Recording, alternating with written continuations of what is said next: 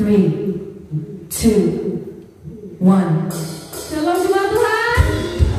Saya undang jemaat bagi berdiri.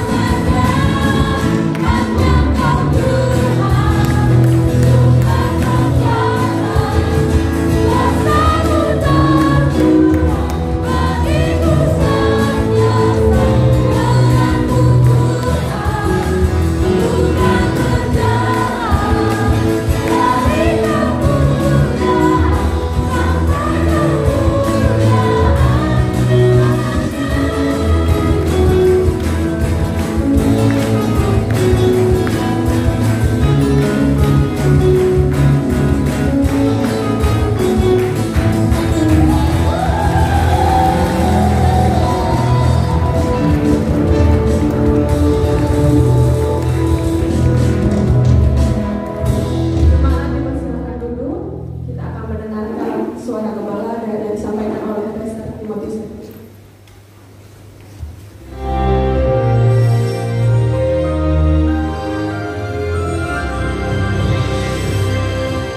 Shalom warga kerajaan. Banyak orang berkata kepada saya, Pak, kapan kebaktian, Pak? Kita work from home, kita menyembah Tuhan from home. Kapan kebaktian? Saudara perhatikan, pada hari raya Pentakosta yang kita rayakan pada hari ini, itu pencurahan Roh Kudus. Hari raya Pentakosta pertama sebetulnya di Safur adalah di Gunung Sinai, ketika turunnya firman Tuhan melalui Nabi Musa. Hukum berasal dari Nabi Musa, ya, dan kebenaran, tetapi kasih karunia dan kebenaran melalui Yesus Kristus. Ketika semua orang percaya, apa semua? Tidak. Tercatat yang melihat Yesus naik ke surga ada 500 orang. Tapi yang di loteng atas Yerusalem cuma 120. Semua orang percaya. Disebutkan di sana orang percaya, ya. Jadi untuk menerima Roh Kudus harus jadi orang percaya. Percaya dikatakan kitab suci. Bahkan bukan yang dikatakan oleh dokter-dokter teologi yang tidak percaya tentang hal ini. Terserah mereka tidak percaya. Saya sangat percaya sebab saya mengalaminya. Dan saudara kasih Tuhan, ketika mereka berkhotbah, bukan di bait Allah seperti yang diberitakan itu, tapi di rumah, di sebuah rumah. Tapi kuncinya in one accord. Saudara, in one accord itu berbicara tentang harmoni. Berbeda-beda, saudara ini yang di belakang ini. Ada juga wanita. It's unusual pada zaman itu. Termasuk di sana adalah Maria Ibu Yesus. Dia tidak meninggikan dirinya. Dia duduk bersama. Rahasia harmoni adalah menghormati satu dengan yang lain, loving one another. Maka tiba-tiba turunlah dari langit bunyi seperti tiupan angin keras, like a mighty wind. Seperti saudara ke whirlwind, yaitu angin puting beliung, dan kemudian lidah-lidah api. Perhatikan di sana lidah apinya very individual, ya.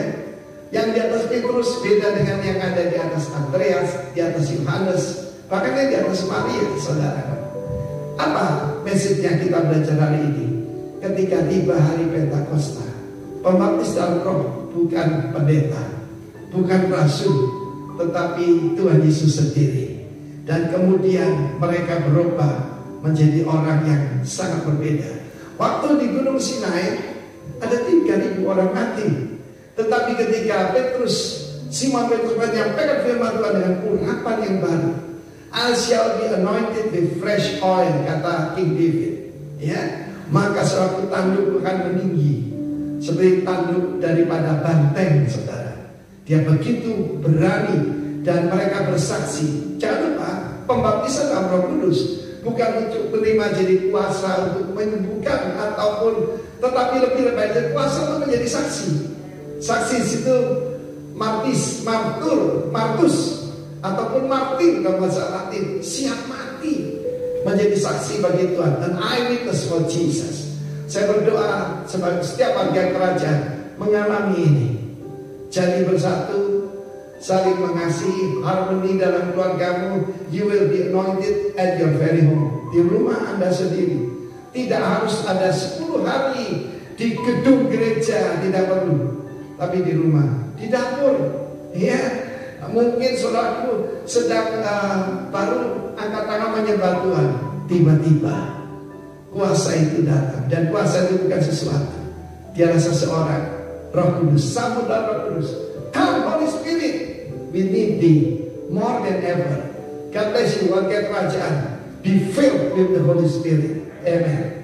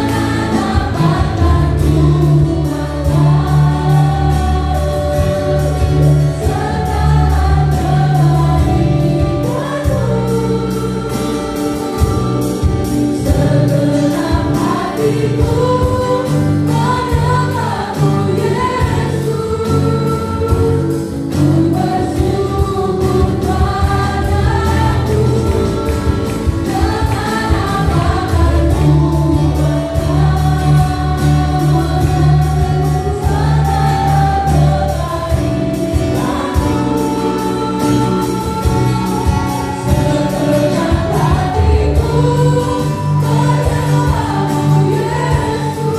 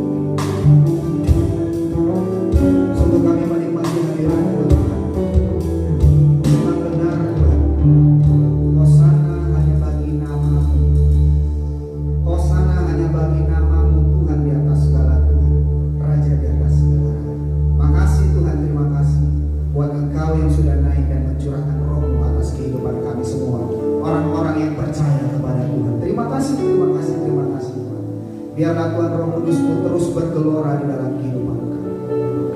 Biarlah Roh Kudus-Mu terus menguasai kehidupan kami, berotoritas di dalam kehidupan kami. Terima kasih ya Tuhan, terima kasih.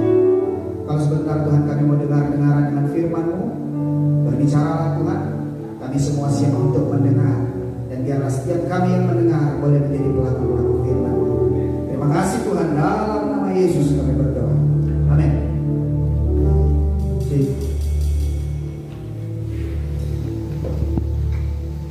Shalom. Apa kabar? Ya. Hari ini saya mau sampaikan lanjutan sharing firman dari 2 minggu yang lalu tentang tema GBI Rocky, itu train. Boleh multimedia? Nah, next ya. Kemarin saya sudah sampaikan tentang bagaimana kita harus melatih diri kita untuk menjadi penyembah-penyembah yang benar. Bagaimana kita harus melatih diri kita untuk menguasai diri kita. Dan bagaimana kita harus melatih diri kita untuk jadi pribadi-pribadi yang visioner, yang melihat apa yang Tuhan sudah rancangkan, apa yang Tuhan sudah sediakan di depan hari sana. Firman Tuhan bilang gini, next. Kenapa kita harus melatih diri kita? Kemarin saya sudah sampaikan, karena kita hidup di dalam satu gelanggang pertandingan iman, di mana next nih, 1 Korintus 9 ayat 24 ayat 27 bilang kita ada di dalam satu gelanggang pertandingan. Semua peserta turut berlari, tetapi bahwa hanya satu orang saja yang mendapat hadiah.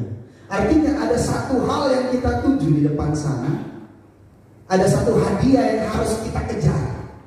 Ada suatu hadiah yang harus kita rebut. Dan dalam proses merebutkan hadiah itu, kita butuh untuk melatih diri kita. Kemarin saya sudah sampaikan 3 poin tentang bagaimana kita harus melatih diri kita menjadi seorang yang visioner, menjadi seorang penyembah yang benar, bagaimana kita menguasai diri kita. Nah, hari ini saya akan lanjutkan tentang 2 poin lagi. Bagaimana kita bisa menjadi orang yang visioner dengan melakukan hal-hal yang harus dilatih untuk saat ini. Next. Oke, apa sih yang harus kita latih hari-hari ini? Hari ini yang mau saya sampaikan adalah bagaimana kita melatih ibadah kita. Nah, kan kita sudah ibadah. Kita udah datang ibadah. Enggak. Maksud saya bukan ibadah seperti biasanya.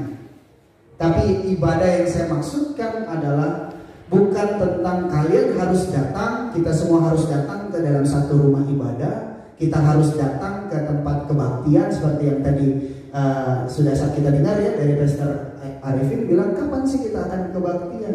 Ini suatu hal yang memang selalu kita rindukan. Tapi ada posisi-posisi di mana dalam kondisi pandemi seperti ini kita tidak sampai harus memaksakan diri kita untuk datang di dalam satu rumah ibadah. Tapi bukan berarti kalau seandainya kita bisa menjaga protokol kesehatan, seandainya tidak ada yang perlu kita khawatirkan di rumah, misalnya ada orang tua atau yang lain-lain, tidak ada salahnya kita datang ibadah. Karena sebenarnya Satgas pun sudah kasih kan. Kenapa kita harus beribadah? Standar apa sih yang kita harus terapkan di dalam menerapkan ibadah kita? Satgas bilang ya udah, tidak boleh lebih dari 1,5 jam ibadahnya.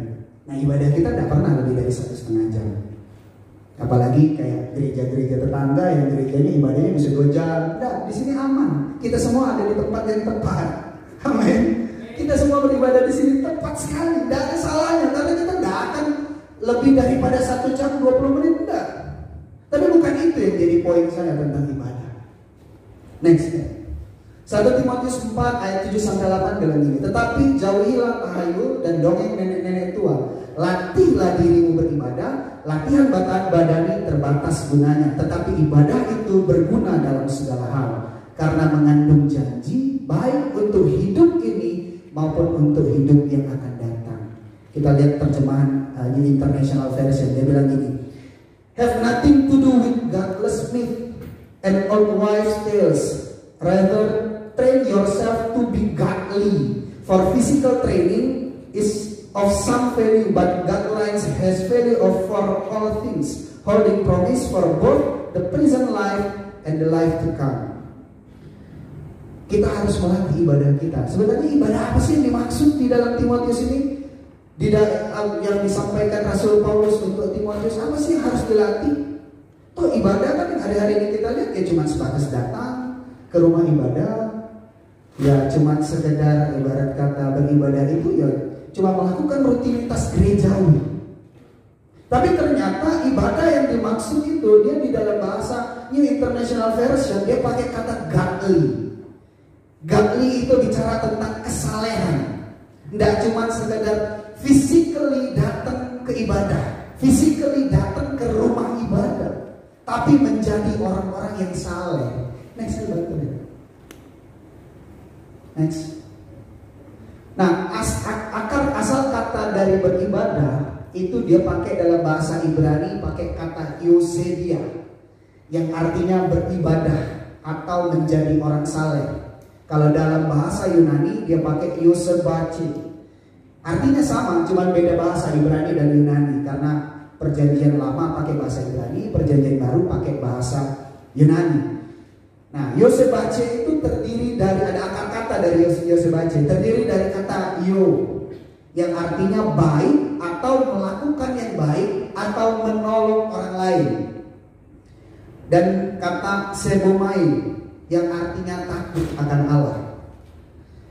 Nah, definisi dari Yosebache ini kalau dalam bahasa Inggris dibilang it's a general term meaning religious in a good sense. Tapi di sini hal yang penting itu adalah both towards God and man. Ternyata ibadah yang dimaksud dengan Rasul Paulus yang disampaikan kepada Timotius sahabatnya itu bukan cuma ibadah secara fisik, tapi ibadah yang berarti hubungan. Kita sering kali dengar tentang hubungan pribadi kita dengan Tuhan. Kita juga sering kali dengar tentang hubungan pribadi kita dengan sesama kita manusia. Makanya arti ibadah di situ disebutkan tentang bagaimana kita menjalankan hubungan kita dengan Tuhan, menjalin hubungan kita dengan Tuhan dan menjalin hubungan kita dengan sesama. Di sini dibilang both towards God and man. Tidak cuma sekedar datang ke ibadah, memuji menyembah Tuhan, angkat tangan, berdiri, tidak cuma sekedar itu. Tapi ibadah bicara tentang hubungan kita pribadi dengan Tuhan. Loh, kalau hubungan kita dengan Tuhan, bagaimana cara kita melatihnya? Kenapa kita harus melatih ibadah kita? Karena tadi sudah disampaikan oleh Rasul Paulus 1 Timotius 4 ayat 8 tadi dibilang mengandung janji. Kalau kita bilang tentang melatih fisik kita, ya puji Tuhan karena training jadi badan agak kurusan lah, ada efeknya. Baju yang sudah lama tidak bisa dipakai akhirnya bisa dipakai. Celana yang sudah lama tidak bisa dipakai akhirnya bisa dipakai. Tapi coba kita bayangkan, kita pikir-pikir. Kalau hari ini kita melatih badan kita dengan gym, dengan fitness misalnya, kita angkat barbel hari ini bisa 25, naik lagi jadi 40 atau mungkin dan seterusnya. Atau kita angkat bench press, kita angkat awalnya cuma 25 kilo, lalu naik jadi 40, lalu naik lagi jadi 60. Tapi ingat, itu semua terbatas. Seperti kata Rasul Paulus, semuanya terbatas. Waktu kita masih muda, kita bisa angkat 40-60 kilo. Tapi seiring berjalannya waktu, umur kita bertambah, tenaga kita akan berkurang. Yang awalnya kita bisa sampai di titik di mana maksimal kita bisa angkat 80 kilo, sudah sampai di usia produktif kita bisa angkat 80 kilo. Tapi nanti sampai kita di usia yang tua pasti akan mengalami kemerosotan. Yang awalnya sudah sampai 80 kilo, akhirnya turun lagi jadi 60 kilo. Ya sudahlah, yang penting ada latihan. Makin tua lagi, mengurangi lagi. Dari 60, akhirnya jadi cuma 40 kilo. Ya sudahlah, daripada tidak latihan sama sekali, yang penting tetaplah dilatih. Tapi poinnya adalah, waktu kita melatih fisik kita, efeknya pasti bagus. Tapi ada batasannya. Ada batasannya. Usia membatasi hasil dari latihan kita. Tapi waktu kita melatih ibadah kita dengan berhubungan dengan baik dengan Tuhan, dan melatih ibadah kita dengan cara melatih hubungan kita baik terhadap sesama kita, itu efeknya jangka panjang. Efeknya jangka panjang. Tidak cuma berlangsung hari ini, tapi sampai nanti turun-temurun pun itu tetap akan terwariskan. Kalau otot kita tidak bisa wariskan. Banyak kita lihat badannya besar bapaknya, tapi anaknya kecil-kecil. Banyak juga yang kita lihat bapaknya kecil, tapi anaknya badannya besar-besar. Karena itu suatu hal yang Tapi mengenai hubungan kita pribadi dengan Tuhan dan hubungan kita pribadi dengan sesama, efeknya akan panjang. Itu mengandung janji Tuhan. Next. Apa sih ibadah itu? Ibadah itu bicara tentang bagaimana kita harus memberikan seluruh hidup kita untuk Tuhan. Kalau kita sering dengar tentang perpuluhan, 10% lah kita bilang dari penghasilan kita. Kabar buruk buat kita semua. Ternyata Tuhan tidak minta 10, tapi Dia minta semuanya. Kita buka ayatnya. Roma 12 ayat 1. Karena itu saudara-saudara, demi kemurahan Allah aku menasihatkan kamu supaya kamu mempersembahkan tubuhmu sebagai persembahan yang hidup, yang kudus, dan yang berkenan kepada Allah. Itu adalah ibadahmu yang sejati. Nah, ibadah yang sejati diajarkan dalam Roma 12 ayat 1 ini bicara tentang memberikan seluruh hidup kita untuk Tuhan. Loh, di situ kan cuma dibilang tubuh. Dalam bahasa aslinya, next step, mempersembahkan, kalau kita lihat, kalau zaman dulu yang namanya mempersembahkan itu harus dibakar. Benar ya? Yang namanya dibakar itu sudah pasti habis.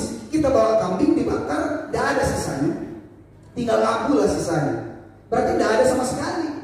Kalau kita bicara tentang kita mempersembahkan, artinya kita memberikan semuanya.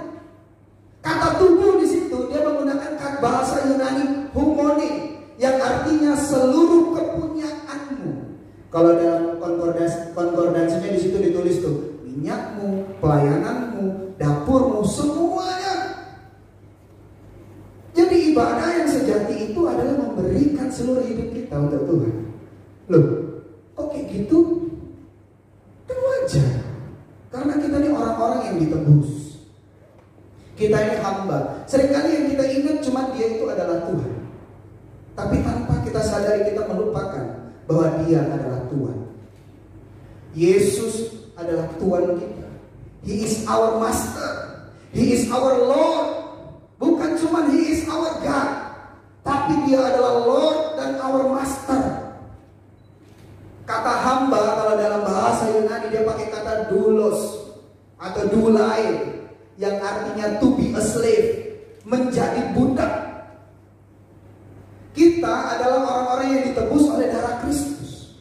Begitu juga dengan seorang hamba. Zaman dulu kalau kita mau melepaskan atau membeli seorang budak, kita datang ke pedagang budak, kita mau beli ini, aku mau beli dia. Waktu orang itu dikasih sama kita, budak itu dikasih sama kita, si budak ini dia tidak punya hak apa-apa lagi atas hidupnya. Hidupnya itu cuma melayani tuannya. Apa yang disuruh oleh tuannya dia akan lakukan. Dia tidak punya hak apa-apa lagi untuk hidupnya. Yang dia punya adalah kewajiban untuk melayani tuannya. Nah, begitu pula dengan kita. Kita sudah tahu bahwa 50 hari yang lalu Tuhan sudah bangkit. Dia mati buat kita, Dia bangkit. Lalu 10 hari yang lalu Dia sudah naik. Hari ini kita merayakan pencurahan Roh Kudus. Saya percaya kita orang-orang yang percaya sudah menerima Roh Kudus. Saya percaya setiap kita mengalami Roh Kudus. Tapi dari sini kita mengerti bahwa tanpa kematian Kristus kita tetap akan terbelenggu dengan dosa. Kita adalah orang-orang tebusan. Jadi tidak ada alasan kita untuk tidak memberikan hidup kita untuk Tuhan. Kalau hari-hari ini kita mungkin terganggu dengan kata perpuluhan. Ayo berikan perpuluhanmu untuk Tuhan, kembalikan perpuluhanmu untuk Tuhan. Nah, kabar buruk buat kita semua, ternyata Tuhan tidak minta perpuluhanmu. Bukan tidak minta perpuluhanmu dalam tanda kutip ya, tapi Dia minta seluruh hidupmu. Apapun yang kau lakukan, firman bilang, lakukanlah seperti untuk Tuhan. Lakukanlah seperti untuk Tuhanmu. Karena kita semua adalah orang-orang yang sudah ditebus. Amin. Tanpa Kristus kita tidak bisa bertahan sampai hari ini. Tanpa penebusan Kristus, tanpa perkenanan Kristus, tanpa perlindungan dari Tuhan, kita tidak bisa bertahan hari-hari ini dalam kondisi yang sehat, baik. Banyak orang di luar sana yang mengalami hal-hal yang buruk, sakit, bahkan sampai kena corona, rindu untuk datang ke gereja tapi sakit, tidak bisa buat apa-apa. Dia sadar kalau dia adalah hamba. Dia merasa dia kehilangan pelayanannya waktu dia sedang sakit. Dia tidak bisa melakukan apa-apa untuk Tuhan. Hari-hari ini kita lihat banyak sekali orang yang menderita. Tapi kita harus tahu bahwa selain selagi dalam kondisi kita baik, layani Tuhan. Berikan hidup kita untuk Tuhan. Sekalipun kita dalam kondisi yang buruk, walaupun kita dalam kondisi yang tidak baik, layani Tuhan. Karena kita tidak punya hak apa-apa atas hidup kita. Beribadah bicara tentang bagaimana kita memberikan hidup kita untuk Tuhan. Bukan cuma sekedar datang ibadah, enggak. Cuma datang manasin bangku, enggak. Saya tidak bilang kalau kita orang-orang yang ada di sini untuk manasin bangku, enggak. Tapi saya mau sampaikan, datang untuk Tuhan. Bukan datang karena mau pelayanan. Datang cari Tuhan. Jangan datang cari orang. Kita datang karena kita tahu waktu kita melatih ibadah kita, ada janji-janji Tuhan yang Tuhan sudah sediakan. Ada berkat-berkat Tuhan yang Tuhan sudah sediakan. Kita beribadah, kita melatih ibadah kita karena kita tahu tanpa Tuhan kita tidak bisa buat apa-apa. Kita ini orang-orang tebusan. Kalau tanpa salib Kristus, hari ini kita kalau mati masuk neraka udah pasti. Tapi Kristus mati buat kita. Hari ini kita bisa berkata, waktu aku percaya kepada Tuhan, Roh Kudus penuh atas kehidupanku. Aku melakukan apa yang Tuhan suka. Aku menyenangkan hati Tuhan. Surga berhak untuk kita terima. Tidak cuma sekedar ikut Tuhan lalu masuk surga ya. Enak sekali cuma ikut Tuhan, murah sekali surga itu. Oke, kunci utamanya adalah percaya kepada Kristus, surga. Tapi surga tidak cuma sekedar bagaimana kita ikut Kristus dan masuk ke dalam surga, tapi menjadi serupa dengan Kristus. Apa yang Kristus lakukan, itu yang kita lakukan. Meneladani Kristus di dalam segala hal. Surga tidak murah. Surga tidak murah. Waktu kita percaya sama Kristus, lakukan apa yang Kristus minta untuk kita lakukan. Beribadahlah seperti kita menjaga hubungan kita dengan Tuhan. Lalu next, giving your love to peoples. Apa sih ibadah itu? Yakobus 1 ayat 27 bilang ini, ibadah yang murni dan yang tak bercacat di hadapan Allah Bapa kita ialah mengunjungi yatim piatu dan janda-janda dalam kesusahan mereka dan menjaga supaya dirinya sendiri tidak dicemarkan oleh dunia. Next, Yesaya 1 ayat 15-17. Apabila kamu menadahkan tanganmu untuk berdoa, aku akan memalingkan mukaku, bahkan sekalipun kamu berkali-kali berdoa, aku tidak akan mendengarkannya, sebab tanganmu penuh dengan darah. Basuhlah dan bersihkanlah dirimu, jauhkanlah perbuatan-perbuatanmu yang jahat dari depan mataku, berhentilah berbuat jahat, belajarlah berbuat baik, usahakan keadilan, kendalikanlah yang kejam, belalah hak anak-anak yatim, perjuangkanlah perkara janda-janda. Ibadah yang sejati, ibadah yang baik di hadapan Allah, bicara tentang juga hubungan kita dengan sesama kita. Tidak cuma sekedar melulu tentang Tuhan. Makanya salib itu bentuknya satu turun ke bawah, satu mendatar. Ada hubungan yang baik, dijaga dengan komunikasi yang baik. Lalu ada hubungan yang baik dengan sesama, juga dijaga dengan komunikasi yang baik. Saya sering bilang kayak gini, kalau hubungan kita baik, komunikasi kita baik dengan Tuhan, komunikasi kita baik dengan sesama kita, apa sih masalah yang gak bisa kita selesaikan? Semua masalah, semua musuh bisa kita hadapi, asal hubungan kita baik dengan Tuhan dan hubungan kita baik dengan sesama. Di sini dikatakan apa? Ibadah yang baik, yang berkenan itu adalah mengunjungi yatim piatu dan mengunjungi janda-janda. Jangan nanti balik ini suami-suami langsung bilang sama istri, ya tadi udah disampaikan bahwa ibadah yang baik adalah mengunjungi janda-janda. Izinkan saya mendata semua janda yang ada di Jambi. Wah, semangat sekali untuk kunjungi janda-janda. Nah, kabar buruk buat suami-suami, janda-janda yang dimaksud itu kalau zaman dulu bukan orang-orang yang masih muda, tapi 60 tahun ke atas baru dapat pelayanan seperti seorang janda. Bukan cuma sekedar umurnya 60 tahun ke atas, ternyata anak-anaknya tidak bisa biayain dia, ternyata anak-anaknya juga tidak sama-sama dengan dia. Itu yang berhak dapat pelayanan seperti seorang janda. Jangan nanti didata, kita cari janda-janda yang usia 20 sampai 35 tahun. Wow, poligami ya. Enggak. Ibadah yang dimaksud adalah hubungan kita dengan Tuhan dijaga, hubungan kita dengan sesama kita jaga, buat baik dengan orang-orang di sekitaran kita. Puji Tuhan, GBI Rock 1 bulan lalu lah kalau tidak salah kira-kira ya Bang, kita ada lakuin berbagi kasih dengan orang-orang di sekitaran sini. Kita ada bagi hampir sekitar 70 paket untuk orang-orang di sekitaran sini yang puasa dan merayakan Idul Fitri. Wah, kita tahu itu ibadah yang baik. Ibadah gak cuma sekadar ada di dalam gereja menjadi baik di dalam gereja. Enggak, firman bilang apa? Kita harus jadi terang di luar. Kita harus menjadi garam di luar. Kalau di sini semua orang sudah kenal Tuhan, semua orang sudah mengenal kasih Tuhan, orang-orang di luar sana tidak tahu Tuhan itu seperti apa. Orang-orang di luar sana belum pernah merasakan kasih Tuhan. Tapi lewat kehidupan kita, lewat apa yang kita lakukan buat orang-orang di sekitar kita, anak-anak yatim, jaga-jaga dan lain-lain, orang-orang yang membutuhkan, rekan-rekan kita yang dalam kesulitan, rekan-rekan kita yang dalam kesusahan, yang sedang mengalami pergumulan, kita tolong, kita berkati. Mereka akan merasakan kasih Kristus. Makanya tadi bilang apa? Waktu kita melatih ibadah kita, efeknya jangka panjang. Bukan untuk prison life katanya, tapi juga untuk masa depan. Karena waktu kita menaburkan benih kebaikan, kita akan menuai buah-buah kebaikan. Tidak mungkin kalau kita buat baik, kemarin kita sudah bagi-bagi sama orang di sekitar sini 70, terus mereka ada masalah, langsung mereka datang sini rusuh-rusuhin kita. Tidak mungkin. Tidak mungkin kita tanam kebaikan yang kita tuai kejahatan. Tidak. Kenapa Rasul Paulus bilang bisa jangka panjang? Waktu kita seorang bapak, waktu kita seorang orang tua, kita melakukan kebaikan, kita menabur benih-benih kebaikan. Bisa jadi bukan kita yang terima, tapi jangka panjangnya, masa depannya, anak-anak kita yang terima, saudara-saudara kita yang terima. Tapi yang namanya beribadah dan menjaga hubungan baik dengan Tuhan tidak pernah terbatas oleh waktu. Kalau melatih tubuh terbatas, capek kita berhenti. Dulu bisa angkat 40, sekarang sudah tidak kuat lagi. Dulu bisa lari, kita berhentilah latihan fisik. Lari di koni, biasa lari bisa 2 putaran tanpa putus-putus lari. Ya tidak lari-lari sekali sih, lari lah lumayan lah.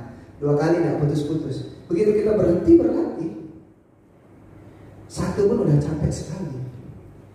Oke lah, waktu muda kita bisa lari 8 kali keliling, 10 kali. Begitu kita sudah sampai di usia yang lanjut, setidaknya kecepatan lari kita akan berkurang, durasi lari kita akan berkurang.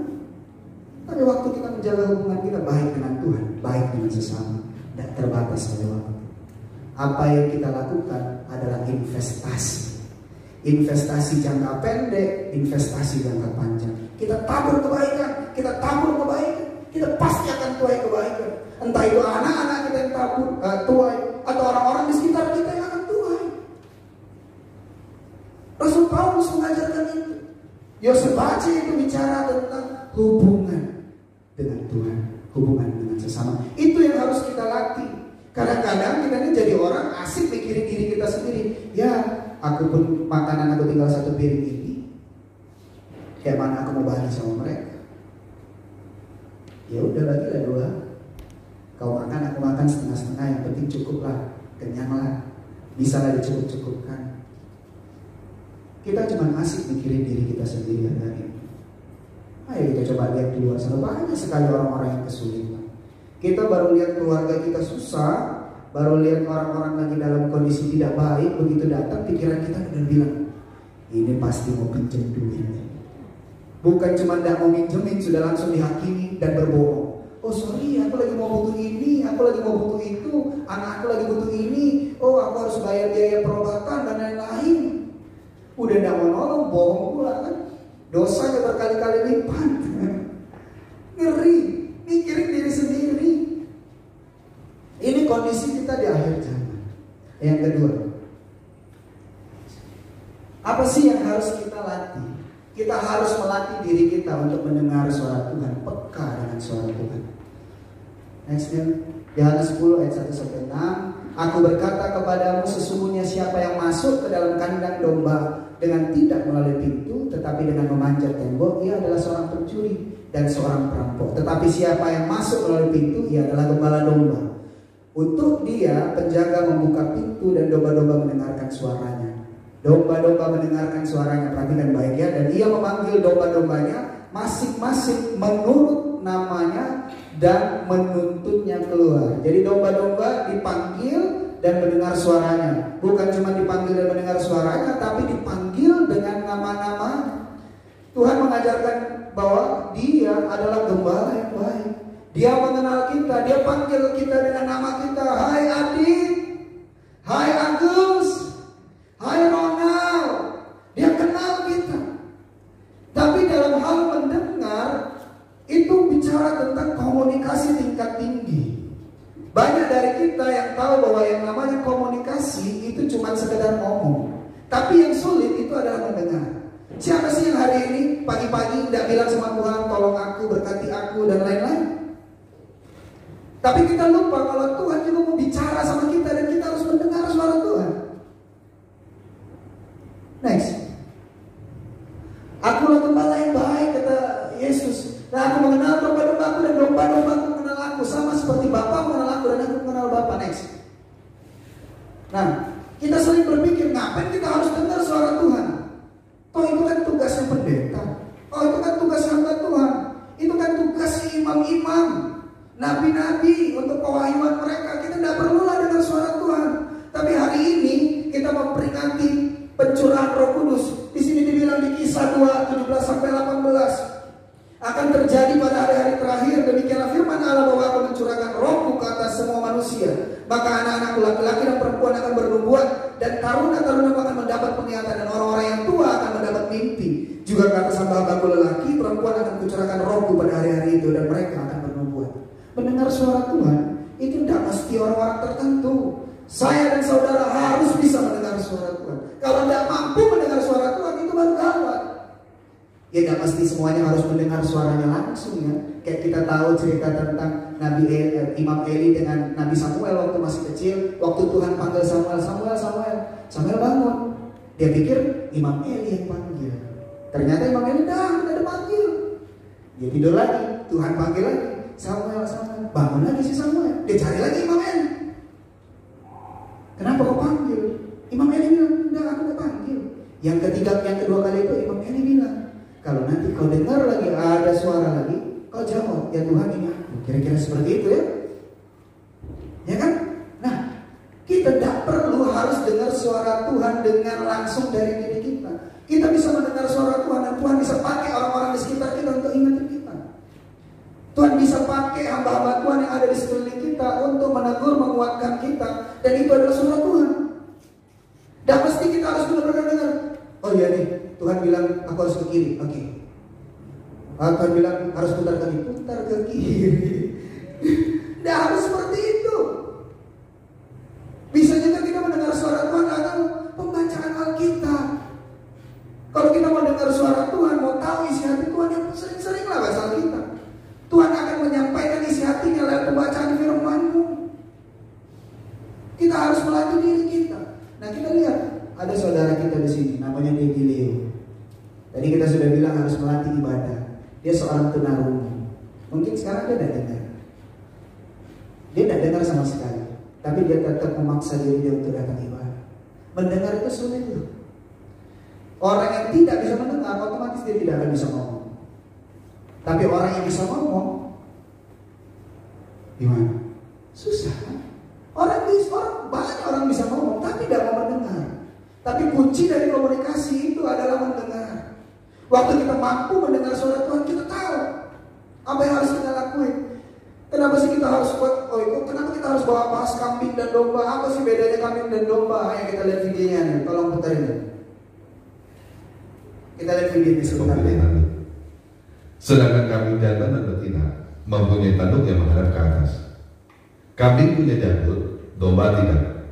Bibir bagian atas domba terbelah, bibir kambing tidak. Telinga domba biasanya lebih pendek dan tegak, sedangkan telinga kambing panjang dan turun ke bawah. Buntut domba menghadap ke bawah, sedangkan buntut kambing menghadap ke atas. Domba dan kambing sama-sama binatang sosial. Namun sifat domba lebih jinak, lebih berkelompok, dan stres bila terlepas dari kawanannya. Sedangkan kambing lebih liar, lebih independen, dan mempunyai rasa penasaran yang tinggi. Domba memakan rumput, sedangkan kambing biasanya suka memakan daun. Namun kambing bisa memakan hampir segalanya, termasuk kain, kertas, kardus, dan lain-lainnya. Ketika makan, domba cenderung berkerumun, sedangkan kambing cenderung melebar dan bertualang. Nah, hal yang menarik adalah domba mengenali suara manusia dan hanya mau mendengarkan suara gembalanya. Domba tidak mau datang, bahkan kabur dari orang yang tidak dikenal. Yuk sekarang kita lihat dulu cuplikan ini, supaya kita lebih mengerti apa maksudnya mendengar dan mengenal suara gembala. Ini gembalanya lagi manggil domba-dombanya. Dia cuma jaraknya jauh itu.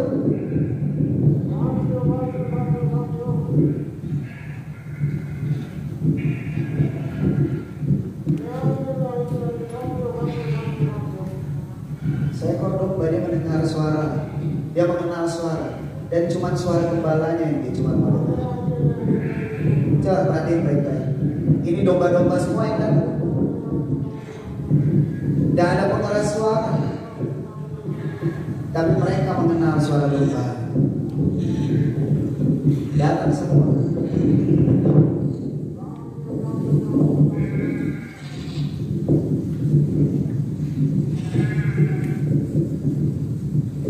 Dia dikasih makan, domba-dombanya mau makan. Tapi poinnya bukan tentang makanan yang mau dikasih. Nanti ada video simulasi selalu.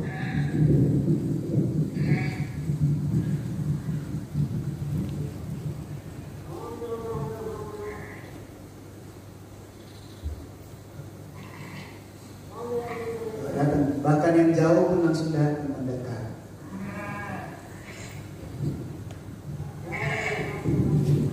Yesus bilang dia adalah gembala yang baik. Dia mengenal saya dan saudara. Kenali suaranya.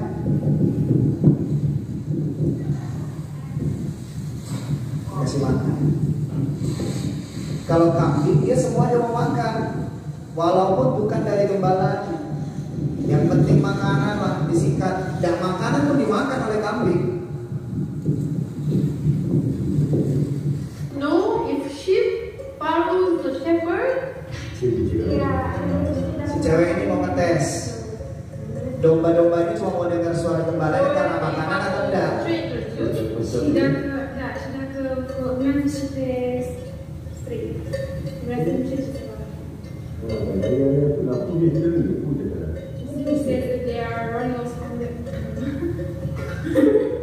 But can I say, come, you see, they come out with Dia mau ngetes. Kan deket nih, udah jauh dombanya. Tadi kan jauh, ini deket, dia mau ngetes. Hey, I'm going to see if follow me or not, okay? Alright, come.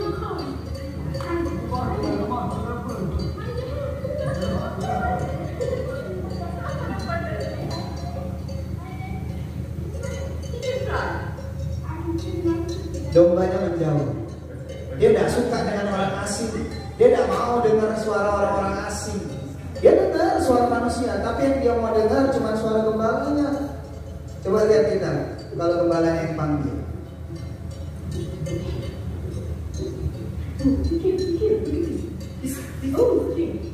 Datang.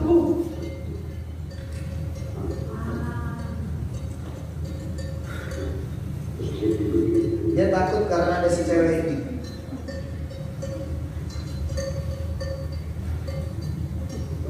Cewek ini mau coba aja gak mau ngasih makan.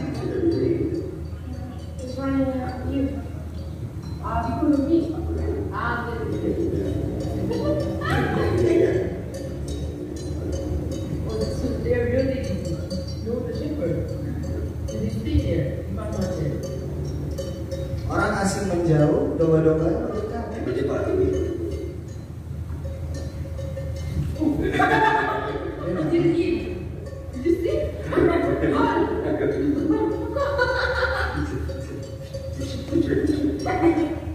Gimana? Menarik kan? Nah, sebenarnya pembahasan tentang suara Tuhan sangat panjang. Jadi pada video ini, saya akan membatasi sampai pemahaman bahwa kamu semua harus mempunyai kemampuan. Oke. Ngerti kan dari video simulasi ini ya, bahwa domba dia akan mengenal suara gembalanya. Saya undang pemusik. Efeknya mati dulu. Saya undang pemusik.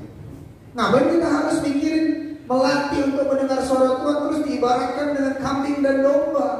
Karena hari-hari ini kita harus melatih kekristenan kita seperti seekor domba. 5 lihat kupingnya naik ke atas, tidak tertutup seperti kambing. Kambing kupingnya tertutup, tidak mau dia dengar makanan apapun dia mau makan. Tapi domba dia melihat siapa yang memberikan makanan. Dia mendengar suara yang memanggilnya. Dia mengandalkan gembalanya. Tidak asal-asal, tidak sembarang-sembarang.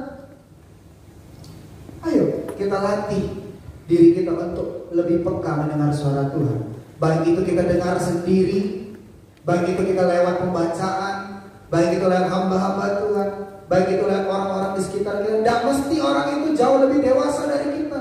Kadang-kadang kita bisa ditegur oleh anak-anak kecil. Bahkan anak saya yang umur 5 tahun itu sudah bisa tegur.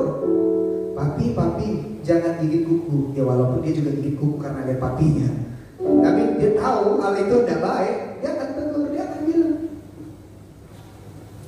Apa yang kita harus mikirin domba dan kambing sih? Kita buka Matius 25 ayat 32 sampai 33. Lalu semua bangsa akan dikumpulkan dan dihadapkan di hadapannya, dan ia akan memisahkan mereka seorang daripada seorang, sama seperti gembala memisahkan domba dari kambing. Kalau kita tidak melatih diri kita memiliki kekristenan seperti domba, dan kita melakukan rutinitas ibadah kita seperti biasa, tidak menjaga hubungan kita dengan Tuhan, tidak menjaga hubungan kita dengan sesama kita, kekristenan kita akan menjadi kekristenan seperti seekor kambing yang ansos, tidak suka kumpul-kumpul, tidak mau dengar-dengaran, tanduknya ke atas, sukanya memberontak terus, sukanya nyundul terus. Kita akan dipisahkan, kita pasti akan disisihkan. Kita belajar hari-hari, latih diri kita lebih lagi. Karena yang namanya latihan tidak akan mengurangi beban atau permasalahan kita, tapi yang namanya latihan itu melatih tubuh kita untuk kuat menghadapi hal-hal yang berat. Next slide. Saya mau sampaikan hari-hari, satu-satunya latihan yang buruk adalah latihan yang tidak pernah dimulai. Karena kita tidak pernah membiasakan diri kita. Kita tidak pernah mau memulai satu hal yang baru. Kita terus ada di dalam zona nyaman kita. Dan akhirnya kita akan jadi seperti kambing. Apapun ada makanan dimakan, ada pan dimakan, ada plastik dimakan, ada orang kasih makanan yang terserahlah, siapapun yang bisa tolong aku, siapapun yang bisa kasih berkat sama aku, tidak apa-apa, aku akan datang sama orang itu. Tapi domba dia cuma mau makan dari gembala. Dia tidak sembarangan mendengar suara orang. Jangan sampai pada hari-hari terakhir kita jadi orang-orang yang tersisihkan. Oh, aku udah pelayanan, ya itu tidak jadi jaminan. Aku udah rajin datang ke gereja, itu bukan jaminan. Aku udah sering buat baik, itu bukan jaminan. Bahkan yang membuat mujizat demi nama Yesus pun, Yesus bisa bilang apa? Kenyanglah kau, hai pembuat kejahatan, aku tidak mengenal engkau. Ayo belajar pada lebih lagi untuk mengenal suara Tuhan. Latihan memang tidak gampang, tapi ini momen-momen baik. Kita memperingati hari pencurahan Roh Kudus. Kita orang-orang yang percaya dipenuhi oleh Roh Kudus. Hari ini kita berdoa bahwa Roh Kudus yang sudah ada di dalam diri kita bekerja lebih lagi. Kita izinkan Roh Kudus yang ada di dalam kehidupan kita untuk menguasai kehidupan kita, mengontrol seluruh kehidupan kita, sehingga kita mau jadi orang yang terus melatih diri kita dalam banyak hal yang baik karena Tuhan. Bukan untuk kepentingan duniawi kita, tapi karena Tuhan. Kita tidak berhak apa-apapun atas kehidupan kita lagi, karena Tuhan, Dia sudah mati buat kita, menebus kita. Kita tidak punya hak apa-apa lagi. Yang kita punya cuma kewajiban kita untuk menyenangkan Tuhan. Hari ini kita minta Roh Kudus memampukan kita, supaya dalam latihan-latihan hidup kita yang Tuhan izinkan, kita tetap kuat dan setia. Holy Spirit, rain down. Holy Spirit, rain down.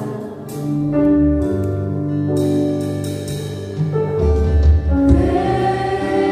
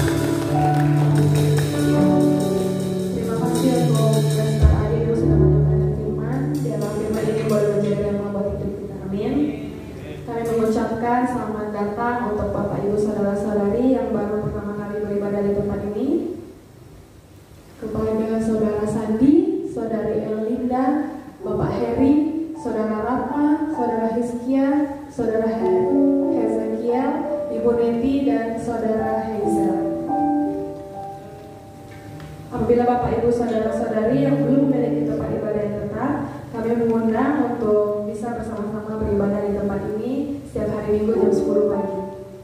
Sembari kita mempersiapkan persembahan kita akan melihat news minggu ini.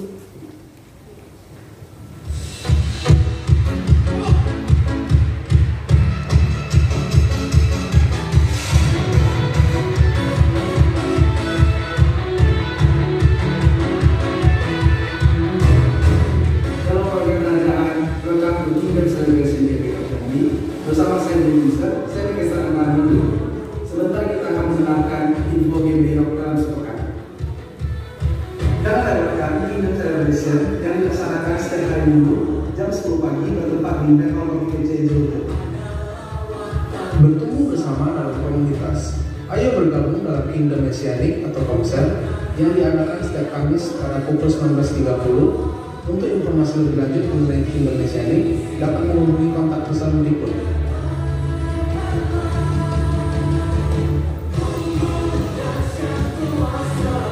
Bagi Bapak Ibu dan teman-teman sekalian yang butuh pelayanan secara pribadi, dapat menghubungi Pak Andres atau Pak Ade pada nomor telepon berikut.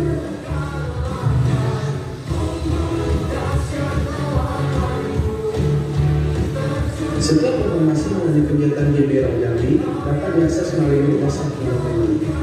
Bagi Bapak Ibu saudara-saudari yang ingin bergabung dalam grup WhatsApp, dapat mengisi formulir yang diberikan oleh Asia. Formulir yang telah diisi dapat dikumpulkan kembali kepada Asia.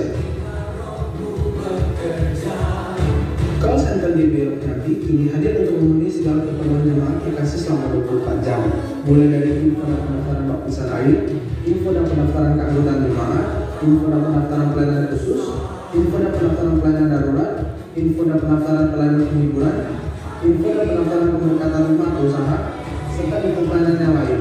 Bisa menghubungi call center di bawah ini.